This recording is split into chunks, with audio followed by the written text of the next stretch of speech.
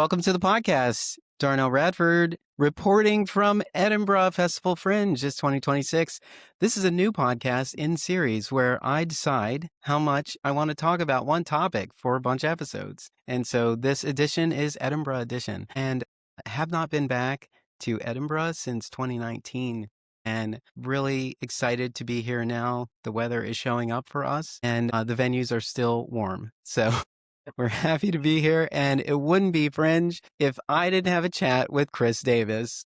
Chris Davis, for the Philadelphians who know, is the go-to person for how to Fringe and has helped so many artists in our area make their way over to Edinburgh. And so we are here in Edinburgh to talk about the 40-year-old Ballerino. I'm here with Chris Davis. Chris, welcome back. Thank you. I'm so excited to be back in Edinburgh. Also, 7 years since 2019 was the last time I was here. So it's been like a return to home for me in many ways. And I've been really enjoying it. We had a wonderful time in 2019, but then the world changed and it was not as conducive to travel here, but happy to be back and to see that you brought a new piece. Well, it's not new to me. It's a new piece. And so let's talk about the 40-year-old Ballerino and what sort of preparation to bring it to Edinburgh this time. So it is a new piece. This year I brought Krista Smith came over and she did the lighting that you saw just now. So there's a lighting design behind the piece that is totally new. Other than that, I did rewrite a number of scenes. I changed a lot of stuff. I added some scenes to try to tie in some themes better. So this current iteration, almost no one has really seen in Philadelphia. So this is the first time it's being seen in Edinburgh. And it's been a process with this play. I started years ago.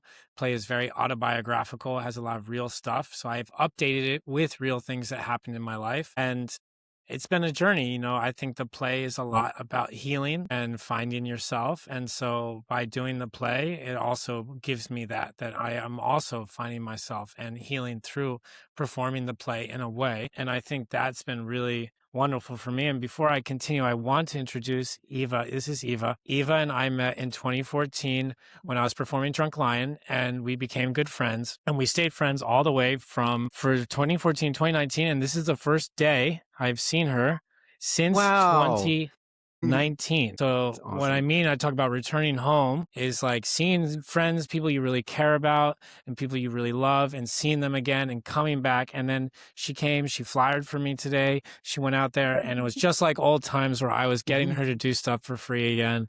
And it really brought me back. So can I just say, what do you want to say? Do you want to say something? Not really. Not really. But you've seen every play I've ever done here in Edinburgh. And obviously this one is her favorite, but you've seen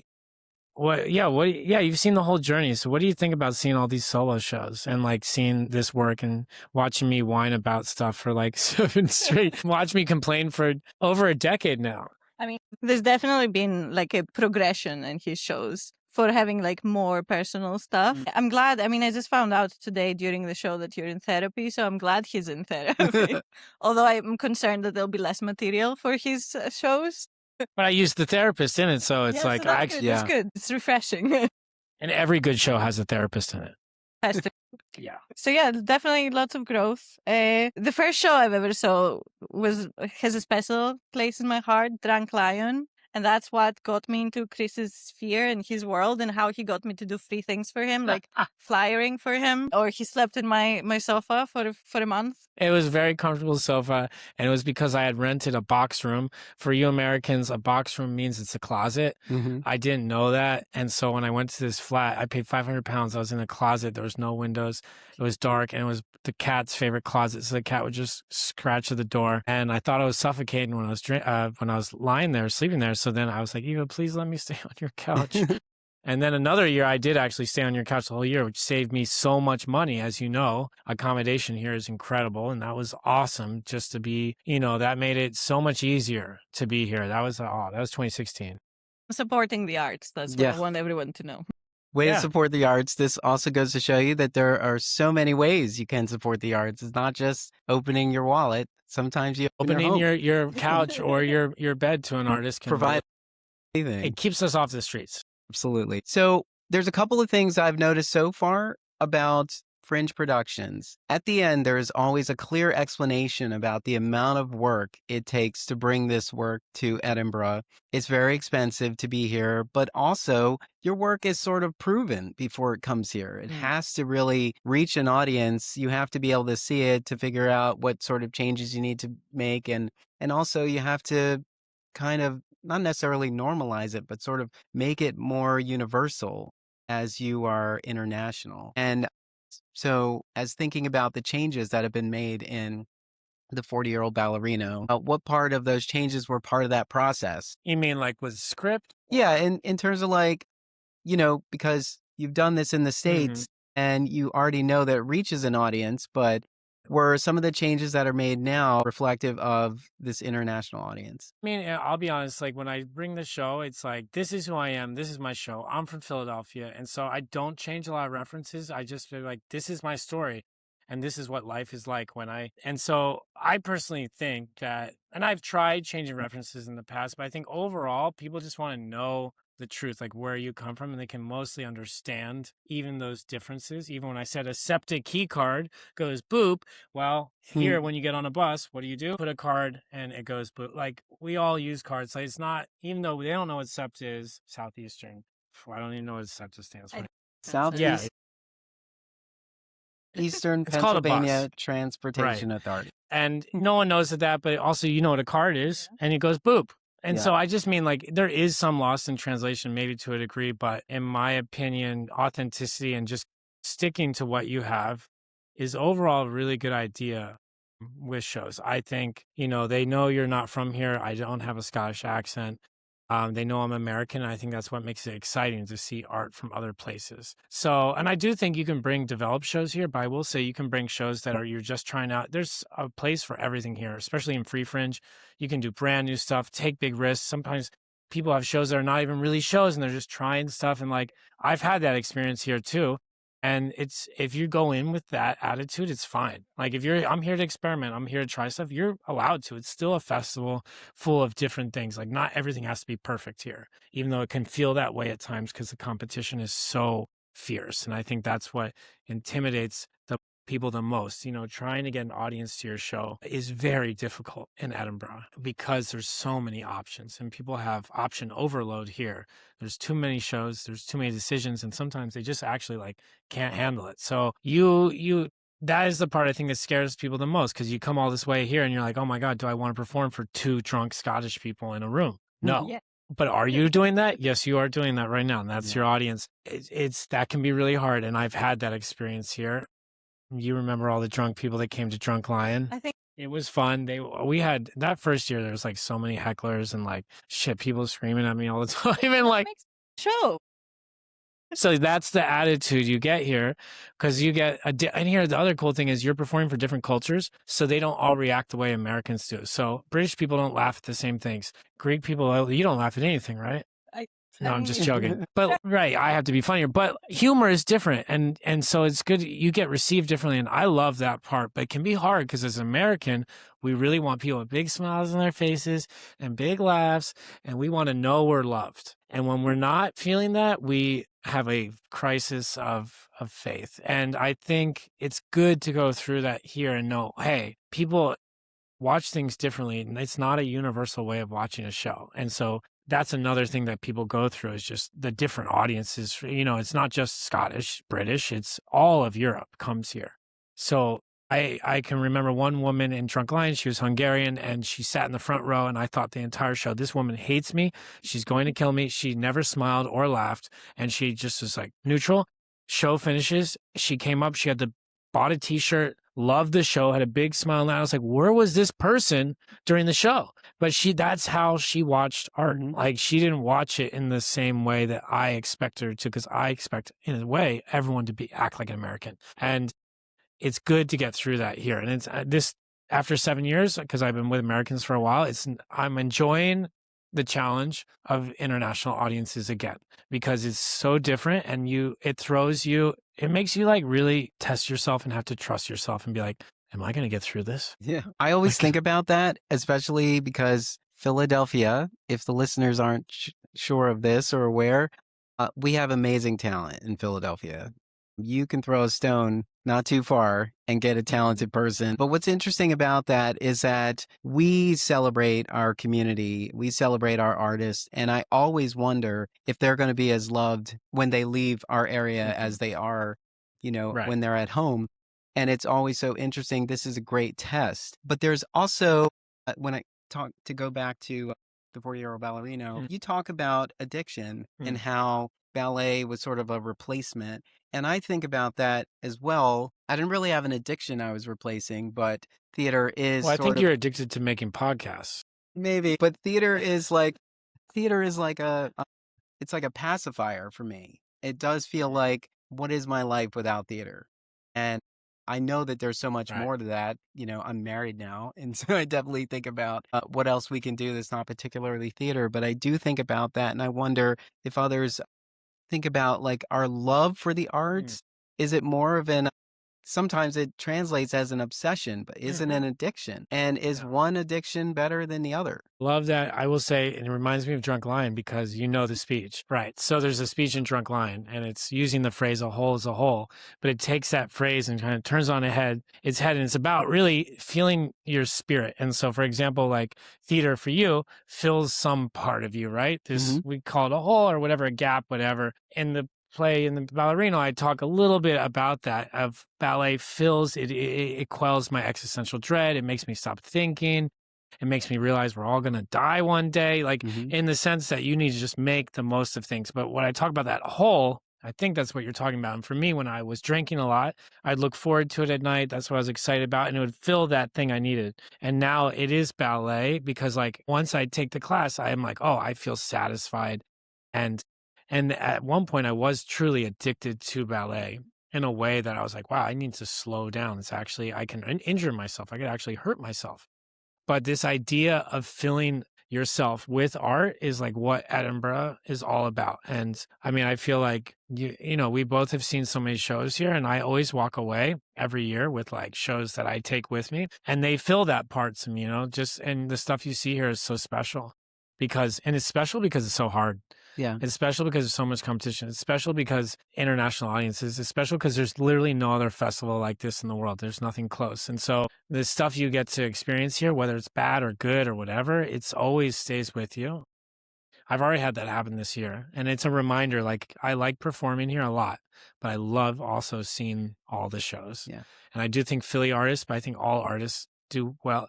You do well here as long as you embrace it. And you don't judge yourself and you're kind to yourself, because everyone has a different struggle here and everyone goes through things, and you just have to be kind to yourself, because Edinburgh is not, it can feel very lonely if people don't like your show. That doesn't actually mean your show's bad. Could just mean the wrong audience came in that day.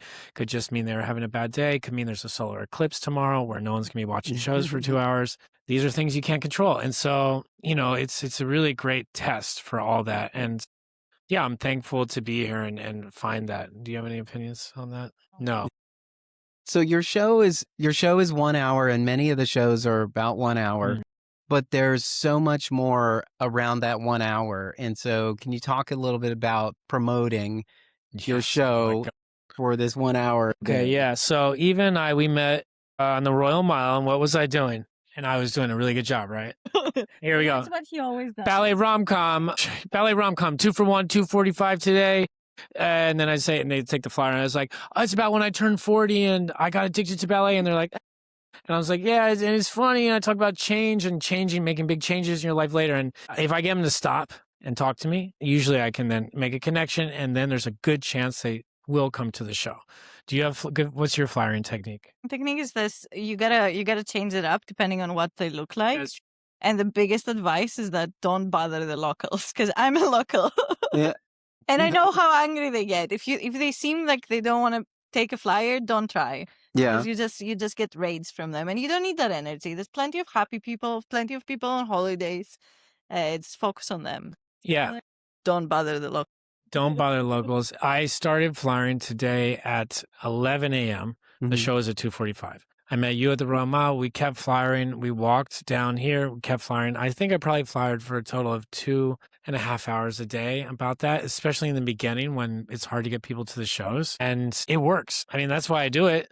Did I meet you from flying? No, you. I met him at the show, and then I met him again while flyering, and that's how he got me to flyer for him. Which, be careful if you see me again. But I'll say this, don't you think, I think flyering is fun. What do you think? It can be fun if it's not for a living. Yeah, you meet a lot of people. I haven't been enjoying it, but it is true that flying for 2.5 hours and then performing an hour-long ballet show is very, very, it's a lot of energy for the day. So like I'm feeling it right now where it's like I crash after the show for sure because it's like so much build up and then you're like, it's over. And then guess what? I could do it all tomorrow, all over again. And that's hard. Sometimes it's hard. I like it, but I like the moment when I finish too, because I can finally like relax and be like, look at Edinburgh, it's so beautiful. So after the show, you gotta sort of towel off. You come out and meet your public. There's always a lot of people waiting today. Let me tell you, talk about how it is and how they've been moved and everything. And so what is the rest of the day? Like, how do you decompress from this? And when do you start promoting again? I don't decompress. I never stop promoting. I always have flyers in my backpack. I always have posters in my backpack. I stop flyering. But like if I go to a venue and I see a spot, boom, drop some flyers. And then I meet someone on the street, here's some flyers, talking about the show. And then I just see as many shows as I can. I usually see 2 to 3 shows a day while performing my show. With the flyering, that will encompass about 8 to 9 hours of your day. And in between, I have to eat. So your day is packed here if you choose it to be that way. I like seeing lots of shows. That's not for everyone. So tonight I'm actually doing a brief performance to help a food bank that's raising money for charity near George Square. I'm going to do 10 minutes of the show you just saw. Yeah, just an opportunity. They reached out and I love stuff like that. And then I'm going to try to see a show tonight if I have the energy. And I think my friend just showed up. So I will try to see a show and I don't know what that will be. But I never plan my shows. People flyer me just like and I'll just go. I also don't care if they're famous or, I like to support. I will say this year more than ever, I'm trying to support smaller to the ground, just lower in terms of just like the promotion. I try to help those shows out by going to them because the big shows have plenty of people. There's all these shows here that also need support. And I mean, I'll be honest, I do the same thing in Philly. So it's not really anything new to me. I guess it's just what I prefer, what I like. And I like discovering new shows and I like seeing things that are not perfect and that are rough and in draft form. And because I think that's exciting. And I like seeing brilliant stuff too. But the reason to be here is to see the art. Like that's why you're here. Listeners back home, will we see you in Fringe Arts? I mean, produced by them, not yet. Hopefully soon, but I will be performing 40-Year-Old Ballerino at Studio 34, 5 shows over the month of September. And I look forward to it because I'll have done 22 here and I will be on fire. Like in terms of the show, in terms of the quality, even today I found new moments. I mean, it's something the audience never knows, but I know it's happening. And it's cool because like today, a quieter crowd in some ways, you had to there's just new things will come out of that desperation to entertain and the desperation to connect. And those things that come out are usually like gold because you collect them. And then by the end, you have all these little tricks to especially with solo shows, to get the audience to invest in your story. And I think that's where you get to develop your play in that way. You develop your performance. And this play is a play that depends a lot on the type of performance because it's ballet the entire time or bar class the entire time while storytelling. It means there's a lot of improvisation with the physical movement. Like I know what I'm doing. I know these things, but I can change things all the time to illustrate the story. And sometimes my port de bras have changed just because I'm like, this feels cool. And it does. Like it just works with the text. So I'm having fun with that. It's something the audience doesn't know, but I know. And I know it's no show has been the same, in 4 days. Like I've tried new things every show. So I know you're trying to support, some of the smaller shows. Can you recommend one? Yeah. Let me think. I've seen a lot of shows, a smaller show that I recommend. I saw a show called Mothman Cometh. You would love this show, by the way. It was, you know what it reminded me of? Okay. It reminded me of the guy with the fuck it bucket. Okay. So there was a period of time we would see these shows and it was like scary people, scary things. And then they would have very positive messages. Do you remember the fuck it bucket? I definitely remember the fuck it bucket. What do you do with that bucket? You put everything you don't want to be bothering in your life. You just put it in your fuck it bucket. Wasn't the guy he was scary? Like he looked scary and like he was intimidating. He had like makeup on, like a penguin or something? Penguin. Maybe like No, an Undertaker. Yeah, Undertaker. Yeah, zombie There were under- coffins. And he was big guy. But this had similar feel where it's like it's a Mothman and he's scary, but then he's actually there to heal you and you yell out what your darkness is. And it's actually like and the fucking bucket idea is that put the things that are bothering you and throw them out. And so there's this sort of genre of Edinburgh show that's like scary characters, but with positive messaging. I enjoy that. I think when you need it, you need it. That was really good. I saw, oh my God. I mean, I saw some big shows because I got free tickets the first couple of days. I saw Lee Minora's show here, Baby Everything. I went to a preview that was awesome and it's doing really well. I mean, I'm proud of all the Philly shows here. Lions, Van Gogh's show. Not that, it's another Van Gogh. I know you're thinking, no, yeah, sorry, there's a lot of Van Gogh shows. No, because we're thinking of a friend, but he's still here though, Walter. That's my friend Walter. He doesn't, well, he's not really doing a show. He's living life. And then why am I forgetting the other Philly artists? I'll be so sad. Oh yeah, Penelope's here killing it. So yeah, we have great rep this year from Philly. Happy to be a part of this big group. Christopher David Roche is here with a piece. And yeah, I'm looking forward to finding more small. Oh, I saw 10,000 Digits of Pi. That's a friend. All he does is try to say the numbers of pi. And when he messes up, he gets punishments from the audience. That's the whole show.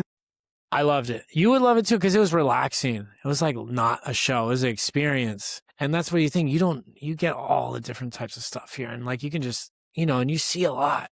And I'm tired from seeing so much.